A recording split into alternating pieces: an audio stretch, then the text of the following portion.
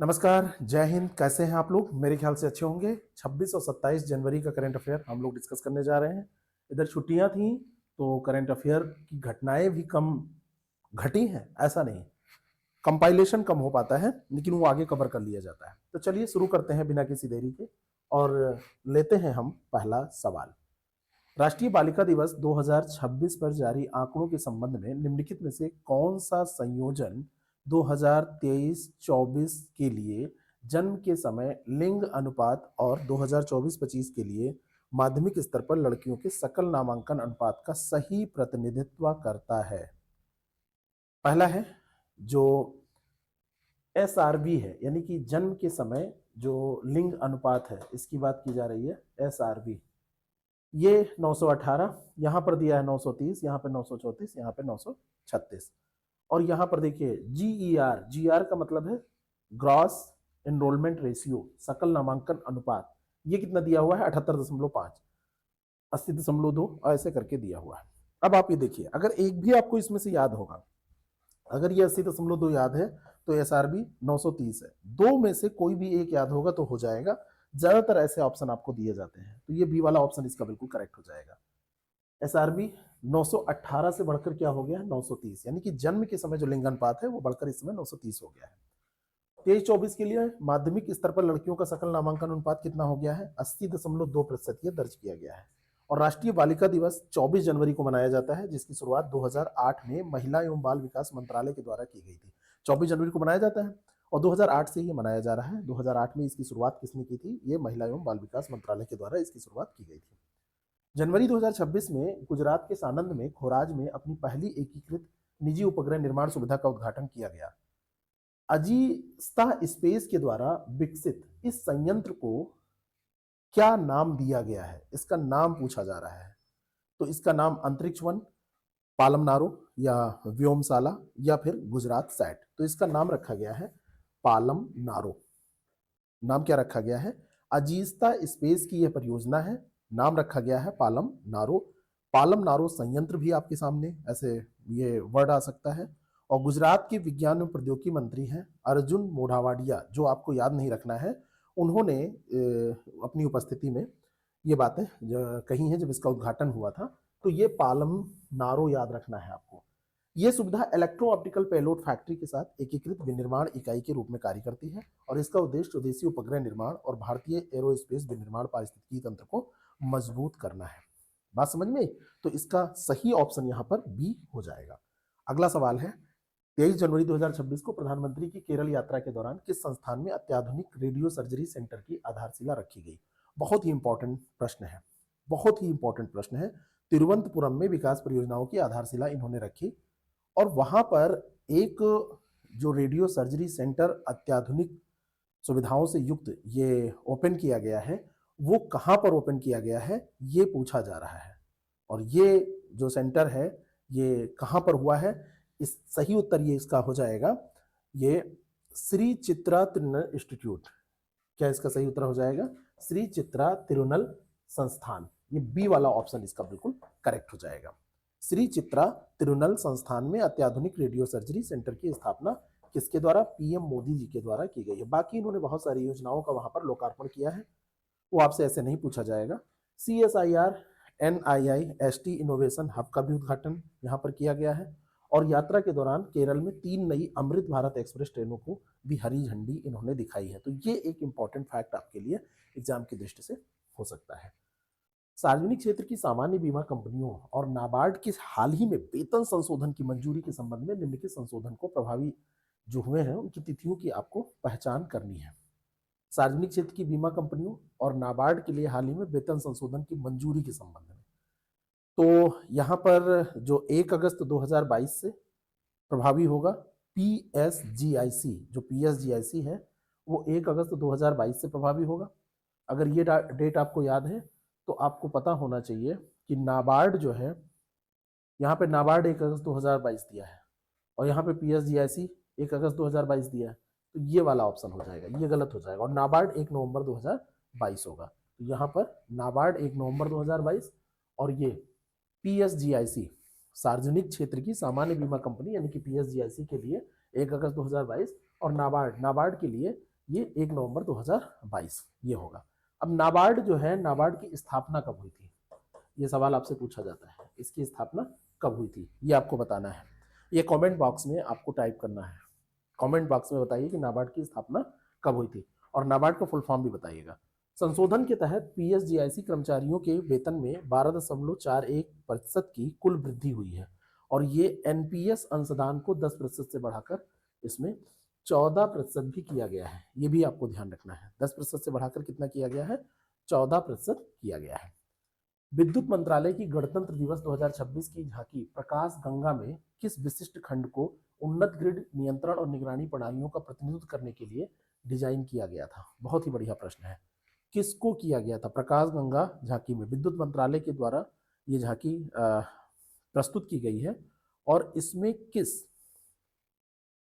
विशिष्ट खंड को उन्नत ग्रिड नियंत्रण और निगरानी प्रणालियों के प्रतिनिधित्व करने के लिए डिजाइन किया गया था, ये पूछा जा रहा है।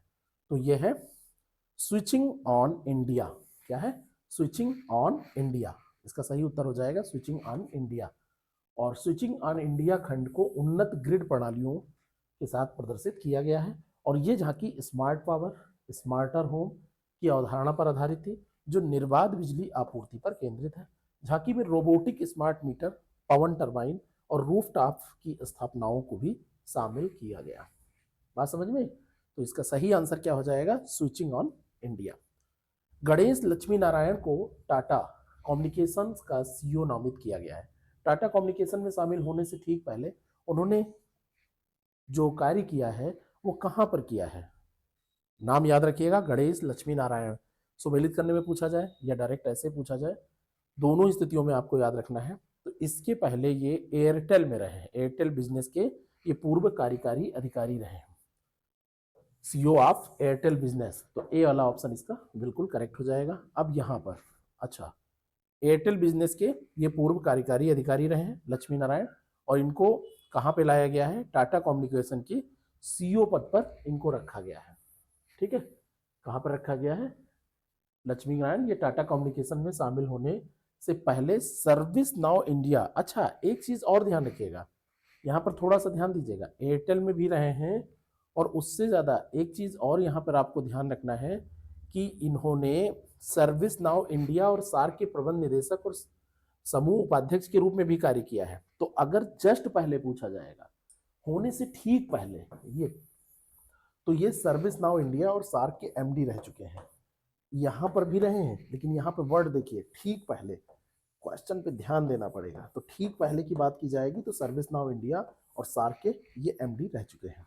ठीक है, अप्रैल 2026 में वर्तमान सीईओ एएस लक्ष्मी नारायण जब हट जाएंगे तो उनका ये स्थान ग्रहण करेंगे गणेश लक्ष्मी नारायण।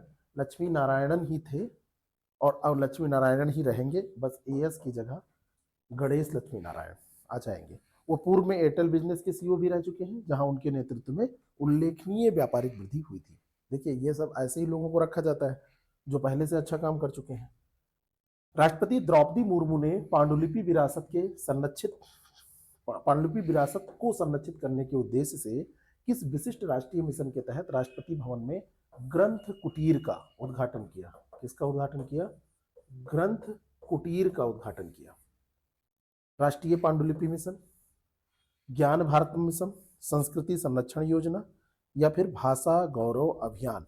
यहाँ पर आपको बताना है कि किसका उद्घाटन इन्होंने किया है। समृद्ध सांस्कृतिक और साहित्य विरासत के प्रति नागरिकों में जागरूकता बढ़ाने के लिए इसको किया गया है। तो इसका सही आंसर हो जाएगा संस्कृत ज्ञान भारतम मिशन। ठीक है, क्या है? ज्ञान भारतम मिशन। ग्रंथ कुटीर ज्ञान भारतम मिशन की परिकल्पना को क्या करेगा? साकार करेगा। ज्ञान भारतम मिशन की परिकल्पना को क्या करेगा? साकार करेगा। बी वाला ऑप्शन इसका बिल्कुल करेक्ट हो जाएगा। अगला जो प्रश्न है, ग्रंथ कुटीर की स्थापना ज्ञान भारतम मिशन के तहत की गई है। पहले इसकी व्याख्या देख लेते हैं। भारत की समृद्ध भारतीय विरासत को संरक्षित करना इसका उद्देश्य है। 11 भारतीय शास्त्रीय भाषाओं को 50 दुर्लभ पांडुलिपियों और 2300 से अधिक पुस्तकों का संग्रह इसमें है, और ये पहल युवाओं को भारत की प्राचीन ज्ञान प्रणालियों और शास्त्रीय भाषाओं के प्रति जागरूक करने के लिए शुरू की गई है। बहुत ही बढ़िया प्रश्न है। ग्रंथ कुटीर ज्ञान भारतम मिशन, ज्ञान भारतम मिशन के तहत इसकी स्थापना की गई है। आंध्र प्रदेश के मुख्यमंत्री एन चंद्रबाबू नायडू ने PM Svanidhi credit card launch किए और 206 करोड़ रुपए के ऋण वितरित किए। पीएम स्वनिधि योजना मूल रूप से देश भर में कब शुरू की गई थी? बहुत ही बढ़िया प्रश्न है। तो पीएम स्वनिधि योजना 1 जून 2020 को 2020 1 जून 2020 को ये शुरू की गई थी। कोविड-19 महामारी के दौरान स्ट्रीट वेंडर को सहायता देने के लिए शुरू की गई थी, याद है आपको? और ये आवास और शहरी मामलों के मंत्रालय के द्वारा एक माइक्रो क्रेडिट योजना है। सूक्ष्म ऋण दिया जाता है, माइक्रो क्रेडिट योजना है। और आंध्र प्रदेश में हाल ही में इसके तहत वेंडर्स को औपचारिक बैंकिंग सेवाओं से जोड़ने के लिए क्रेडिट कार्ड जारी किए गए हैं। ठीक है, क्रेडिट कार्ड इसको दिए गए। एनएसडी द्वारा आयोजित 25वें भारत रंग महोत्सव में किस महान रंगमंच व्यक्तित्व को श्रद्धांजलि देने के लिए एक विशेष संगोष्ठी आयोजित की गई? बहुत ही बढ़िया प्रश्न है। एनएसडी के द्वारा 25वें भारत रंग महोत्सव में किसको श्रद्धांजलि देने के लिए ऐसा किया गया है? बहुत ही बढ़िया प्रश्न है। गिरीश कर्नाड, इब्राहिम अलकाजी, बादल सरकार, हबीब तनवीर। अब आप बताइए किसके लिए ऐसा किया गया? बहुत ही बढ़िया प्रश्न है, आपसे ये सवाल पूछा जा सकता है। तो किसके लिए ऐसा किया गया? राष्ट्रीय, ये एनएसडी का मतलब है राष्ट्रीय नाट्य विद्यालय, उसके द्वारा ये किया गया है। तो किसके किसके लिए किया गया ये आपको बताना है। तो इसका सही आंसर हो जाएगा इब्राहिम अलकाजी। किसके लिए किया गया? इब्राहिम अलकाजी। अब ये जो कार्यक्रम है, इसमें इस महोत्सव में 7 महाद्वीपों की प्रस्तुतियां की गई। प्रत्येक महाद्वीप में कम से कम एक नाटक प्रस्तुत किया गया, प्रत्येक महाद्वीप के लिए। और भारतीय और विदेशी भाषाओं सहित 288 भाषाओं और बोलियों में ये आयोजन हुआ। 27 जनवरी से 20 फरवरी तक, मतलब ये चलेगा अभी, ऐसा आप मान सकते हैं कि हुआ, अगर आप बाद में इसको याद रखना चाहते हैं। और इस वर्ष पहली बार लद्दाख और अंडमान निकोबार द्वीप समूह जैसे क्षेत्रों को भी इस महोत्सव में शामिल किया गया है। और 25वें भारत रंग महोत्सव में महान रंगमंच निर्देशक इब्राहिम अलकाजी को विशेष श्रद्धांजलि इसमें दी गई है। अगला जो प्रश्न है, वियतनाम की कम्युनिस्ट पार्टी ने लो लाम को अपने शीर्ष नेता के रूप में फिर से नियुक्त किया। क्या नाम है इनका? तो लाम को अपने शीर्ष नेता के रूप में, कहाँ की? वियतनाम की। कैसी पार्टी? Communist party. पार्टी ने एक नया आर्थिक प्रस्ताव भी पारित किया जिसका लक्ष्य कम से कम कितने प्रतिशत की वार्षिक वृद्धि दर हासिल करना है? कम से कम। तो वियतनाम की ये सत्तारूढ़ कम्युनिस्ट पार्टी ने, यह अभी सत्तारूढ़ है, ये ध्यान रखिएगा, और इसमें 10% की वृद्धि हासिल करने का लक्ष्य रखा है इन्होंने। ये अभी सत्ता में यही है, सत्ता आरूढ़ यही है।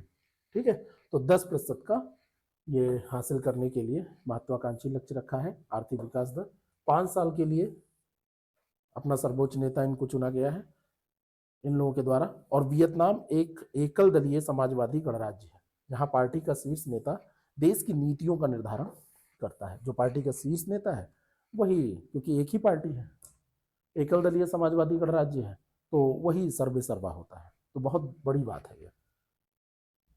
गलफूड 2026 में जहां भारत भागीदार देश है, किस संगठन ने एग्रीटेक स्टार्टअप को बढ़ावा देने के लिए विशेष रूप से स्टार्टअप जोन में भारतीय पवेलियन स्थापित किया? क्या किया? भारतीय पवेलियन स्थापित किया।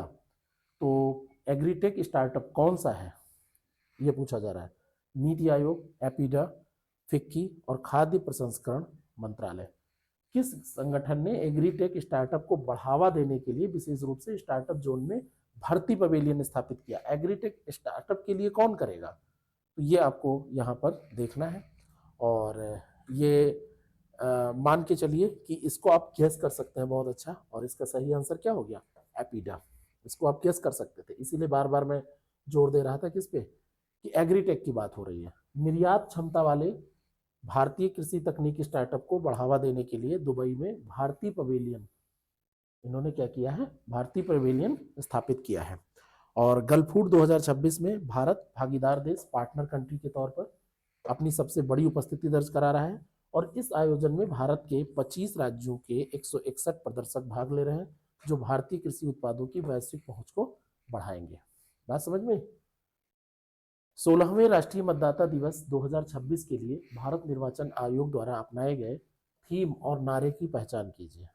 ठीक है, क्या थीम और क्या नारा इनका था। ठीक है, अच्छा इसको थोड़ा सा अगर हम छोटा करें तो हमको चीजें और अच्छे से दिख जाएंगी। ऐसे क्या थीम और क्या नारा था, यहाँ पर अभी भी नहीं दिख रहा है। अच्छा ये कट ही गया है, कोई बात नहीं, मैं आपको बता दे रहा हूँ। विषय था मेरा भारत मेरा वोट, मेरा भारत मेरा वोट, और नारा था भारतीय लोकतंत्र के केंद्र में नागरिक।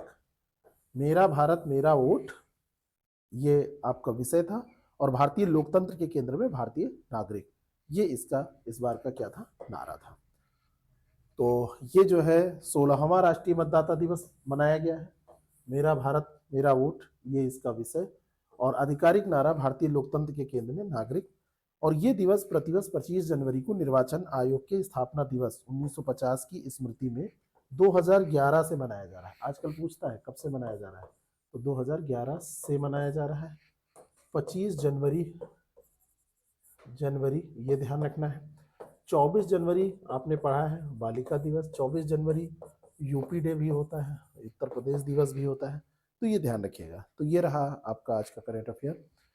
आगे के करंट अफेयर हम लोग ऐसे देखते रहेंगे, और इसका पीडीएफ आपको हमारे टेलीग्राम चैनल पर दे दिया जाता है।